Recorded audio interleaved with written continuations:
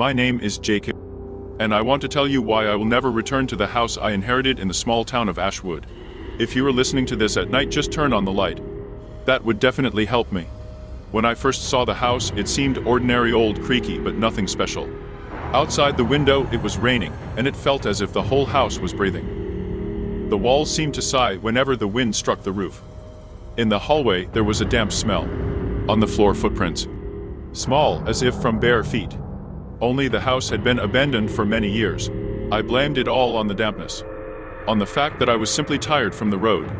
But the first night showed me that I was wrong. Around 2 o'clock at night, I was awakened by a quiet sound. Not a bang, not a footstep, a whisper. As if someone was standing at the bedroom door speaking too softly to make out the words. When I turned on the light, silence. The next day, I decided to explore the house. In the basement, I found a box of old photographs. On one of them, the same house, 100 years ago. All the people in the photo were looking at the camera, and behind their backs stood a black, elongated shadow. Tall, inhuman. I thought it was just a flaw in the film. But something inside me trembled.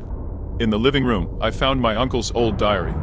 The last entry read, "If you're reading this, don't look at her for too long. She loves attention. She first appears in reflections, then in the corners of rooms, but when you start to hear her breathing, leave before it's too late." I involuntarily looked at the window, and I saw a handprint on the glass. From the inside, that night I decided to set my phone to record. I wanted to prove to myself that it was all just my nerves. At 3 in the morning, I heard the whisper again. But this time closer. As if someone was standing right next to the bed. I suddenly turned on the light. By the wall stood something dark. Not a human, a figure as if carved from mist. Tall, elongated, moving against the light like a liquid shadow. When I blinked, it vanished. I rushed to my phone and replayed the recording. The sound was faint, but unmistakable. Jake, don't turn around. I decided to leave immediately. But while I was packing my things, I found on the floor the photograph from the very same one. Only now, in the center of the picture stood me. In the place where the shadow had once been. I ran out of the house without looking back.